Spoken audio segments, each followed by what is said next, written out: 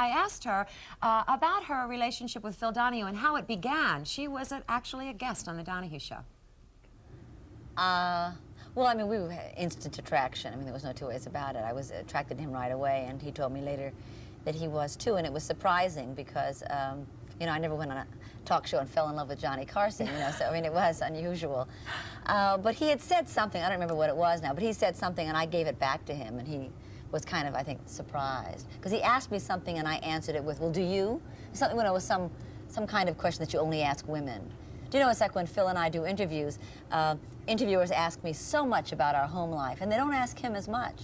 And I showed it to him, you know, in the beginning of our marriage, and I said, do you see, I mean, right here in journalism, which is his area, the sexist quality of the question is, why should I know more about our relationship than you do? You know, why is it that people expect women to be carrying the relationship ball, you know? Well, I know you're very protective, and I very much respect your protection of keeping careers separate.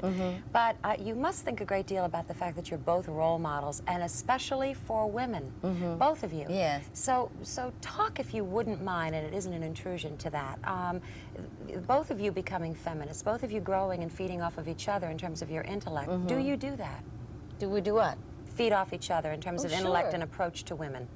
Well, you know, we don't do it in a business sense. We don't sit down and say, let's, you know, let's talk about our approach to women. But I think, you know, politically, whatever you are thinking, I mean, if you're thinking about what's happening in the environment, if you're thinking about what's happening with women, there's a certain sense of outrage that you share with people who think like you know, or who are reading as much as we are reading and visiting as many places as we are. So it's just a constant sort of thread in the tapestry of our lives. I mean, it's just there. You know, I mean, I'll pick up a paper and say, my God, did you see this man? I mean, he raped this woman, and they let him out after, you know, 7 weeks, whatever it is. Or did you see this information center is doing, you know, whatever it is. We're just very, you know, it's a part of the fabric, you know, of who we are, so it's there. When you fell in love and marriage became a part of your future, did you think about or intellectualize the idea of being a stepmother? Because I've been there. Yeah. Well, I was kind of scared about it, you know, but I was with Phil 3 years before we married, and I was lucky. I think it's really pure luck that their mother had been gone for some time, and the children, the 4 of the boys, were living with Phil. So they really kind of needed a woman. I mean, they wanted me. I could tell, you know, there was, especially the younger ones, you know, they would really hang around me, and they were very much in need, I think, of a woman's touch and feelings.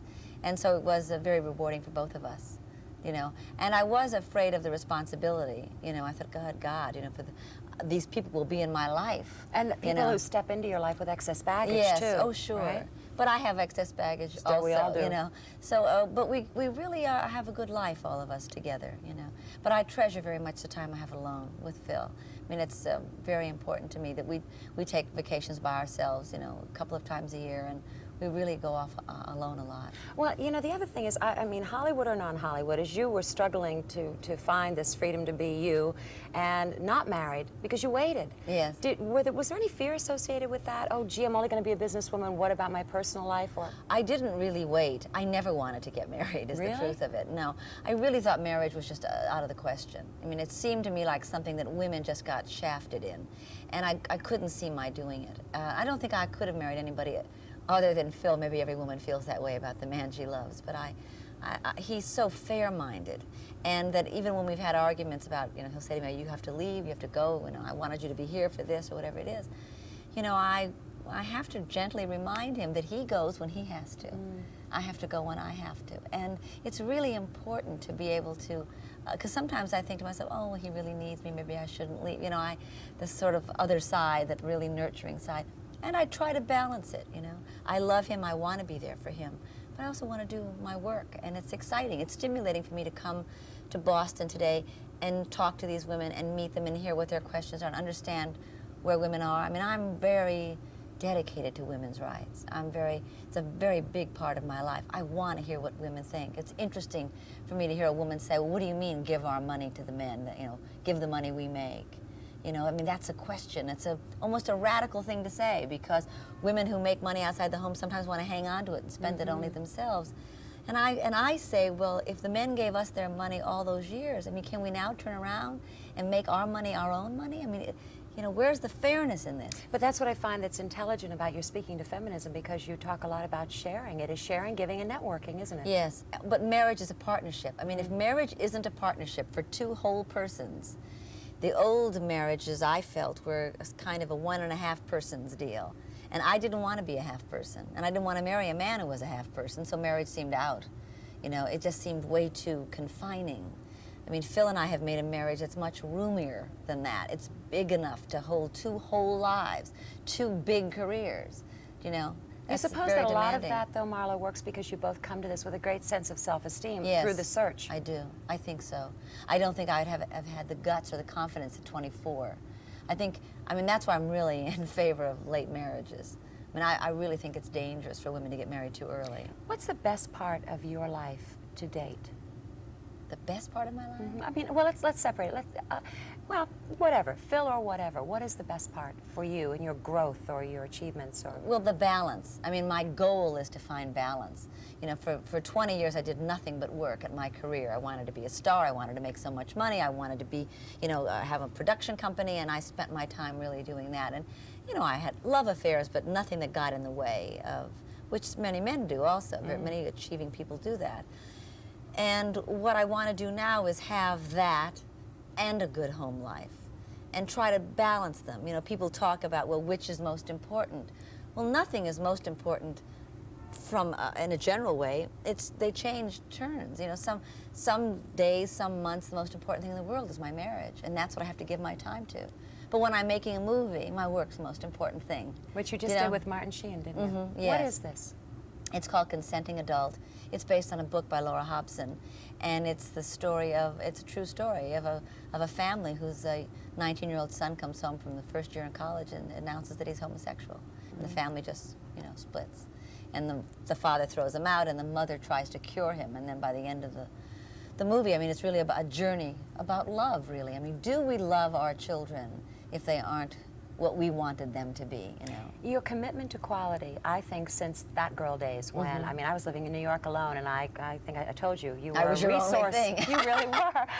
So that was quality. Your commitment to quality, and everything you've done shines through. Are you just lucky, or do you just make it happen that way? Oh, no, I work really hard. I mean, you know that quality doesn't come from luck. No, I work really hard, and I just try to hire the best people. I spend a lot of money, you know, in the production company. I mean, everything we get, we put on the screen.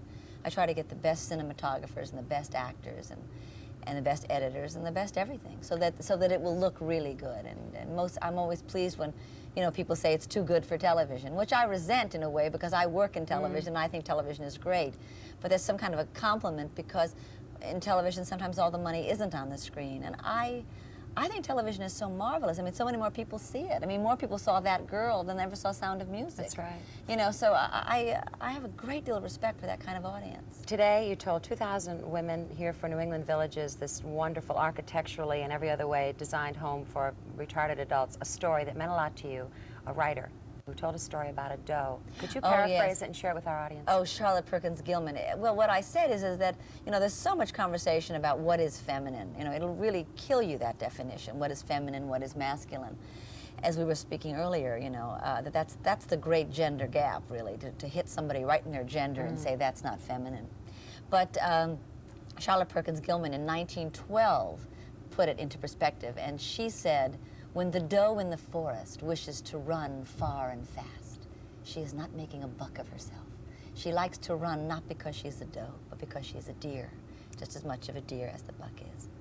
And that's how I feel about women. You know, when we wish to run and compete, it's not to make men of ourselves. It's because we are human beings. And, you know, it's an interesting thing. I think we're the only nation in the world that has in our Constitution the words, "the pursuit of happiness." We see that as a right, as a goal.